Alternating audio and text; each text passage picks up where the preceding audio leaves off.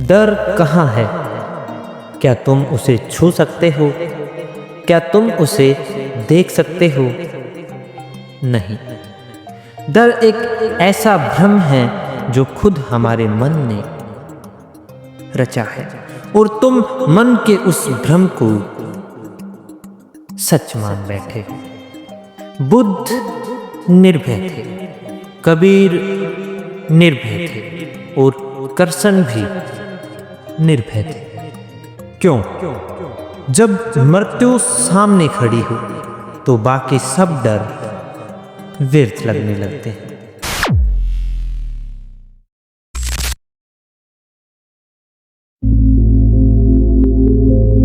क्या तुमने कभी इस बात पर गौर किया कि जिस चीज से तुम डरते हो वो अभी घटित नहीं हुई? डर हमेशा भविष्य में होता है। डर एक ऐसी छाया है जो कभी मौजूद ही नहीं रही, लेकिन तुम उसे जीते हो। तुम उठते हो तो डर के साथ, तुम चलते हो तो डर के साथ, तुम सोते हो तो डर तुम्हारे सपनों में प्रवेश करता है।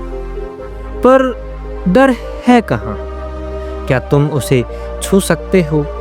क्या तुम उसे देख सकते हो? नहीं। फिर भी वो तुम्हारे जीवन को संचालित करता है।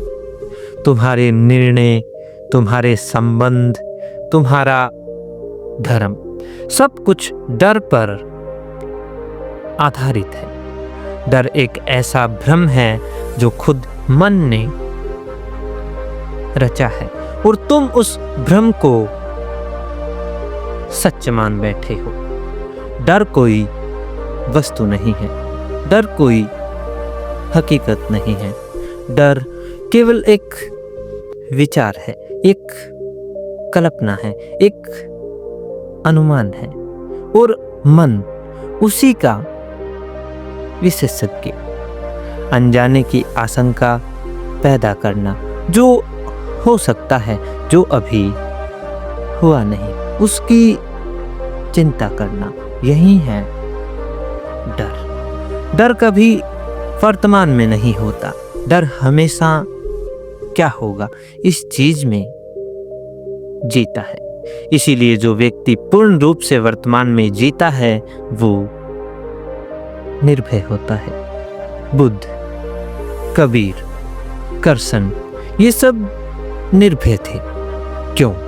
क्योंकि उन्होंने इस माया को समझ लिया था कि डर केवल मन का ही निर्माण है।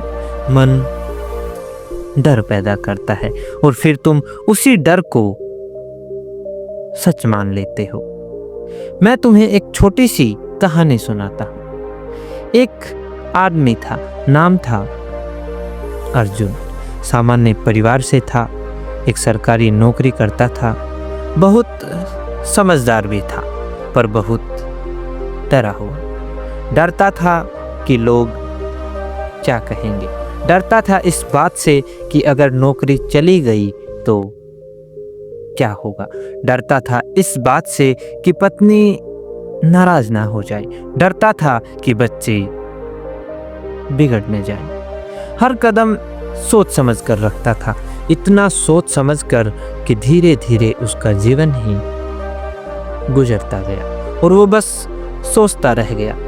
एक दिन उसे दिल का दौरा पड़ा और डॉक्टर ने कहा कि जीवन अब सीमित हो गया है, बस कुछ महीने ही आपके पास बचे हैं। उस रात अर्जुन पहली बार फूट फूट कर रोया और फिर अचानक मुस्कुराया। क्यों? अर्जुन के मुस्कुराने की वजह क्या थी? वजह थी कि उसे पहली बार लगा कि अब खोने को कुछ भी नहीं है और बस यहीं से अर्जुन की जिंदगी शुरू हुई।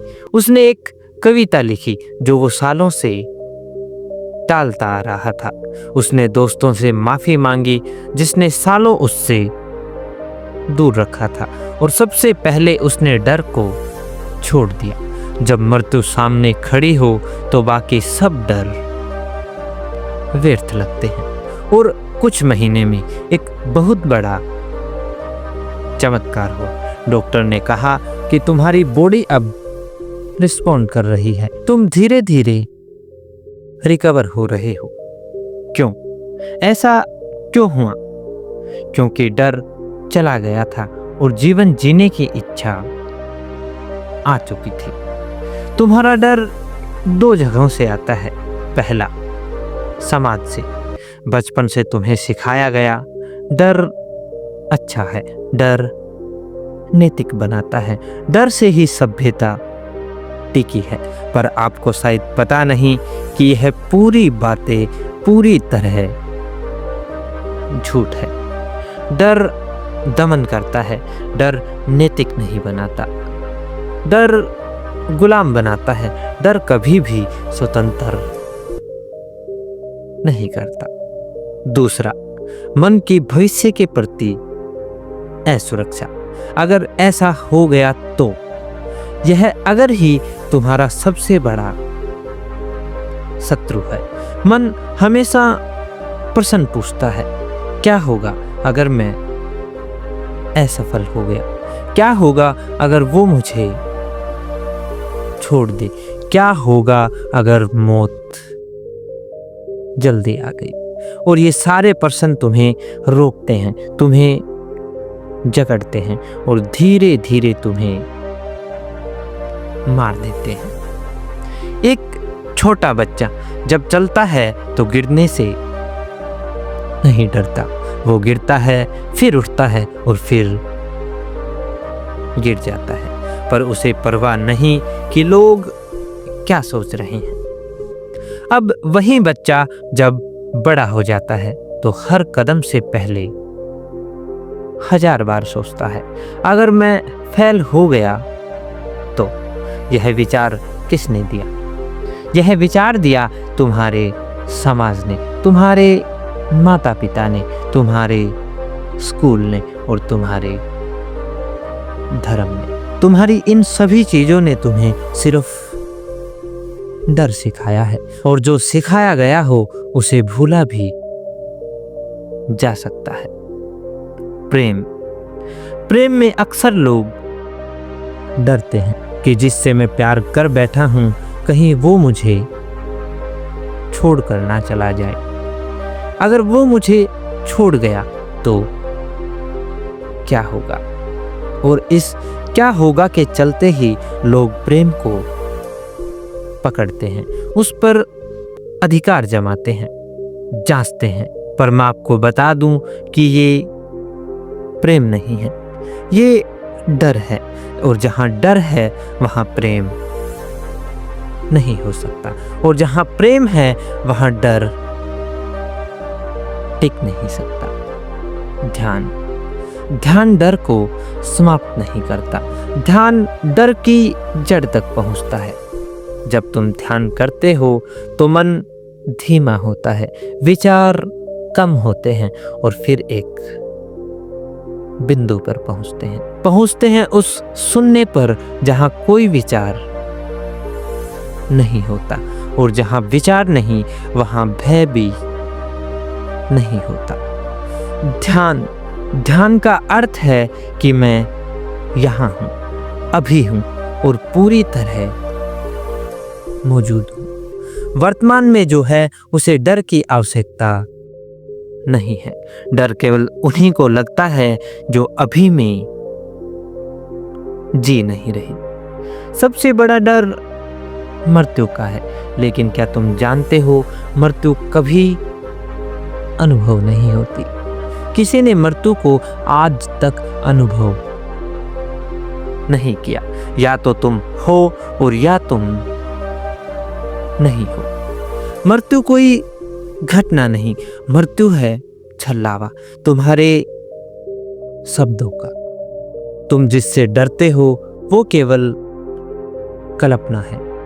ओशो कहते हैं जो मृत्यु को स्वीकार कर लेता है वही अपने जीवन को जी पाता है। दोस्तों, अब मेरी आपसे एक रिक्वेस्ट है, हर दिन कुछ पल बस अपने भीतर उतरते रहो, अपने डर को देखो, बिना भागे, बिना जज किए, बस सिर्फ देखो और देखना।